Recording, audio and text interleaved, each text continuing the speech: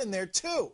So you have a totally false verse. You have Muhammad's companions which think that this is revelation from God, and so they praise Allah. And then Muhammad says, oh, that's a really good, nice, well-written praise you just came up with. Stick it in there. Revealed to me, by the way. And this is what's in, this is according to Jewish scholars, right? No, These are Christian scholars? No. Modern Christian critics of Islam. No, Modern Islamophobes came up with this argument, right? Some of the greatest expositors. In fact, just to show you that this is not an isolated opinion, I have a list of Muslim scholars, renowned Sunni scholars that admit this. But let me just read one more by Al-Baydawi. He's also another renowned Muslim expositor. Let me read what he says about the same verse. Does he agree with Qurtubi? To me it has been revealed when not has been revealed to him, refers to Abdullah ibn Sa'ad ibn Abisar. So he agrees. Who used to write for Allah's messenger. The verse, Surah 23:12, that says, we created man of an extraction of clay, was revealed. When Muhammad reached the part that says, thereafter we produced him as another creature, which you read, Surah 23:14, Abdullah said, so blessed be God, Allah, the fairest, the best of creators, in amazement at the details of man's creation. The Prophet said, write it down, for thus it has been revealed. Abdullah doubted and said, if Muhammad is truthful, then I receive the revelation as much as he does.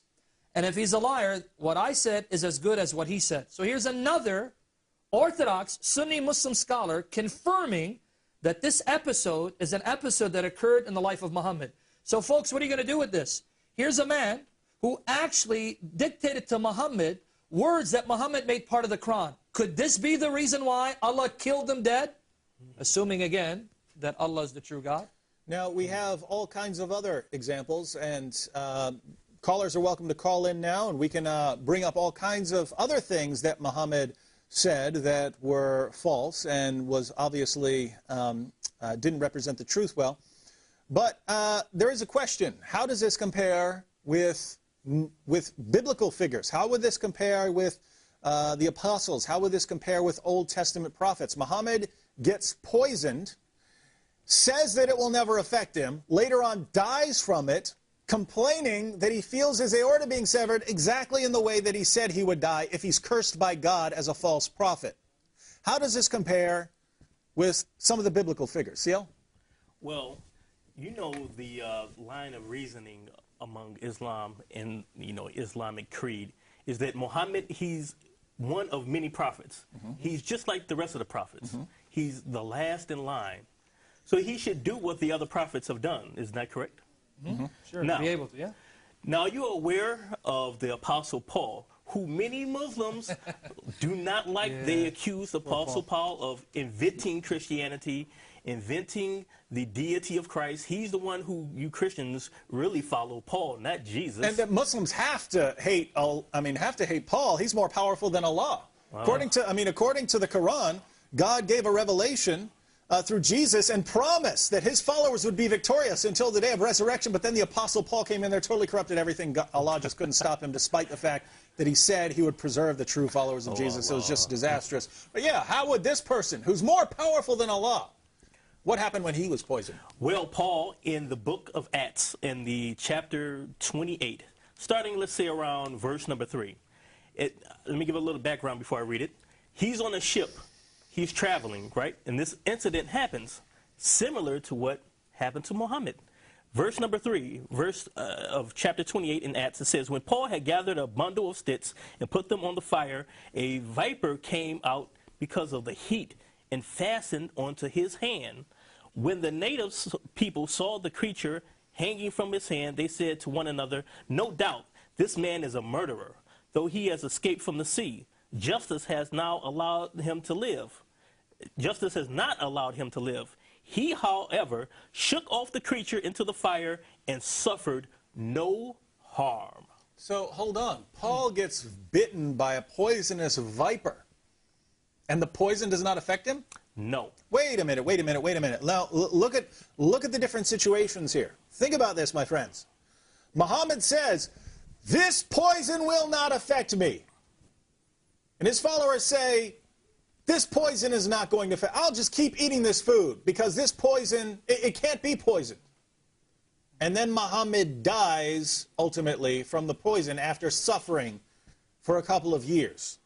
That's what you have in Islam. And here in Christianity, the Apostle Paul gets bitten by a snake, all of the people around him say, he's dead. He's a criminal. This is why. Justice has not allowed him to live. He's going to drop dead. Paul shakes it off into the fire. It's nothing. It has no effect. What impact do you think that made on the people there? I don't know.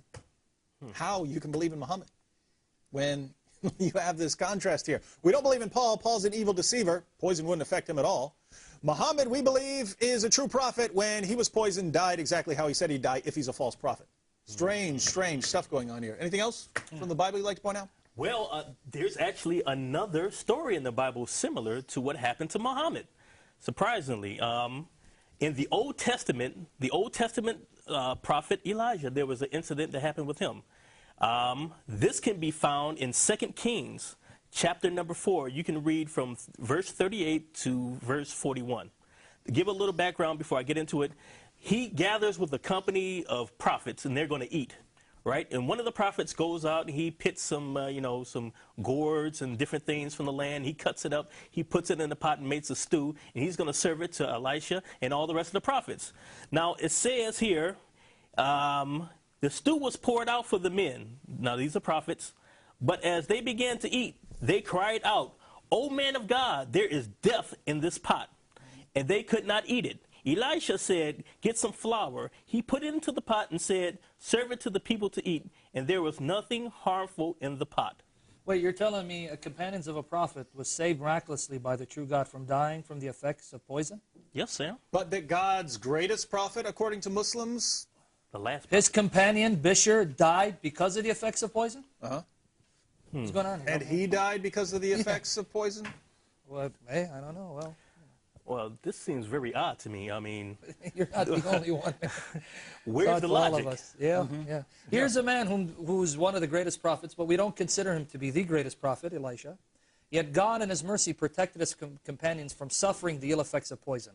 Yet Muhammad, who Muslims say is the perfect man, al-insan al-kamil, the seal of the prophets, the greatest messenger, the chief of all the children of Adam, right? He is the Sayyid, he is the master, the chief of all the children of Adam, and he's also the chief of all the prophets. When it came to saving his companion from dying from the effects of poison, Allah actually let him die. Didn't intervene, didn't save his life, especially when Bishr ate the food and refused to spit it out of his love for his prophet. And yet Muhammad's God still didn't intervene to save his beloved, because they call Muhammad Habib Allah, the beloved of Allah, the companion of his beloved. And yet we're supposed to believe he's the greatest man, the greatest prophet, superior to all the prophets before him, their leader. God forbid such blasphemy. All right, well, we have a caller back there. Should we take a call now? All right. Who's our first caller? Hello. Am I on the air? Yes. How are you? Hi, how you doing? I'm good. This is Jabari. I called in yesterday. From Lebanon. No. Oh, I'm Jabari. sorry. That's I Jabari. thought you were the guy from Lebanon. Jabari's calling from California or something. Sorry. All right. I still love you, Jabari, even if you're not from Lebanon. Thanks, Sam. It's interesting what you're talking about. Strangely, Muhammad said that God struck me dead if my thought was a false prophet. It reminds me of the Mubahala, the prayer duel, where you pray that God curse me if my beliefs are false, or bless me if my beliefs are true. Another thing I want to say is that because of his sudden death, none of the Muslims knew who was going to be the ruler after Muhammad's death, and hence the Muslim community has been divided into Sunni and Shia, and they've been fighting ever since. Another thing I want to say is that it's like trusting Bishr went to his death because he trusted in Muhammad, and all these Muslims will go to a spiritual death if they keep on trusting Muhammad and they start and they won't have eternal life if they trust in Jesus. Last thing, also, Sam, could you elaborate on that spirit which aided Muhammad? Because I kind of think of the spirit was like demonic or something like that. That gave him some of the stuff that's in the Quran, and it's keeping a lot of Muslims from the gospel. Oh, I see. All right, that's all I have to say. All right, so from his question is he wants me to elaborate my reason for believing that Muhammad was oppressed and inspired by an evil spirit. Is Did I hear him correctly? Because his voice was coming in and out. I think so. Yeah, just let me comment Yes, briefly go on the ahead. first thing you said because it's shorter. Jabari did bring up a very interesting point, namely, you don't just have Muhammad dying of this poison, which would be a strange enough event in itself. You don't just have Muhammad dying of this poison in a horrible way that he said Allah would never allow and happened to be exactly how he said Allah would kill him if he's a false prophet. You don't just have that. You have the impact of that death. Namely, Muhammad dies. No one knows who's supposed to lead because Muhammad wasn't supposed to be dead. Again, Muhammad might have lived another 30 years if he hadn't been poisoned by a woman that Muhammad said could never poison him. But he did die. He did die, and the result was chaos in the Muslim community, and Muslims started slaughtering each other. And as we pointed out yesterday, the first generation of Muslims eventually started slaughtering each other. 10,000 Muslims were slaughtered by two armies, led, one of them, by Aisha, Muhammad's wife, the mother of the faithful, and the other army led by Ali, the commander of the faithful. Two of the most beloved people to Muhammad slaughtering each other in the name of Allah. That's the sort of chaos that resulted from Muhammad's death. So it's not just Muhammad's death, which seems to be confirmation that he's a false prophet. It's also the impact. You wonder, why? If Allah is really on Muhammad's side, why didn't he do what Muhammad said, namely prevent that poison from affecting him? Certainly didn't. The result was havoc in the Muslim community down to today. This is still having, when you see on the news, Sunnis killing Shias, Shias killing Sunnis, Muslims blowing up one another's mosques, it goes back to that, to Muhammad's death and not appointing a leader and Muslims not knowing what to do. That's the result. But go ahead. Yeah, here's some of the reasons why I'm convinced that although Muhammad was heavily influenced by Jews and Christians and pagans, so he got many of the stories from them orally. Many people tell me Muhammad couldn't read or write, therefore he couldn't copy from books. Well, you don't need to read or write to be able to transmit what you hear orally from these communities. So I do believe that a lot of the Quran contains the oral stories that Muhammad heard from Jews and Christians and pagans, which he thought were inspired truths, and he incorporated into the Quran. However, I also am convinced that it was a spirit that oppressed Muhammad and inspired him, convincing him he was a prophet of the true God. I don't think that Muhammad simply one day came up with the idea, okay, I'm going to claim to be a prophet, and there you go.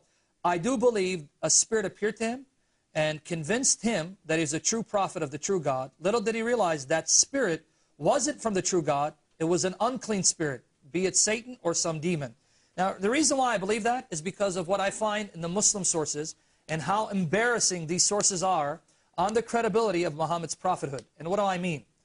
If you turn to Sahih Bukhari, the most authentic traditions attributed to Muhammad and his companions, compiled by Imam al-Bukhari, Sahih Bukhari, volume 1, number 3, and this particular one from Bukhari, which I'll read. Sahih Bukhari, volume 9, book 87, number 111. Volume 9, number 111. And by the way, you can find Bukhari's entire collection in English, online for free. Just do a search and you'll find it on several websites. It's available. The Halali Khan translation. Let me read the first portion to see why I'm convinced that Muhammad had an encounter with an evil, unclean spirit. Narrated Aisha. The commencement of the divine inspiration to Allah's apostle was in the form of good, righteous dreams in a sleep. He never had a dream, but that it came true like bright daylight.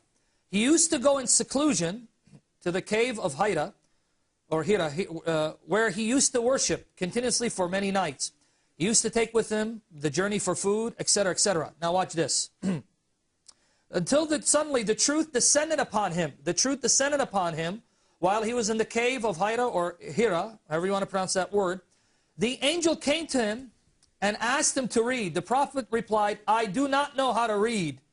The prophet added, the angel caught me forcefully and pressed me so hard that I could not bear it anymore. Notice that this so-called angel is physically manhandling, tormenting Muhammad. And he doesn't do it once, he does it 3 times, right? He then released me and again asked me to read. And I replied, I do not know how to read. You think that the spirit would get it the first time, that this man doesn't know how to read. Whereupon he caught me again and pressed me a second time till I could not bear it anymore. He then released me and asked me again to read, but again I replied, I do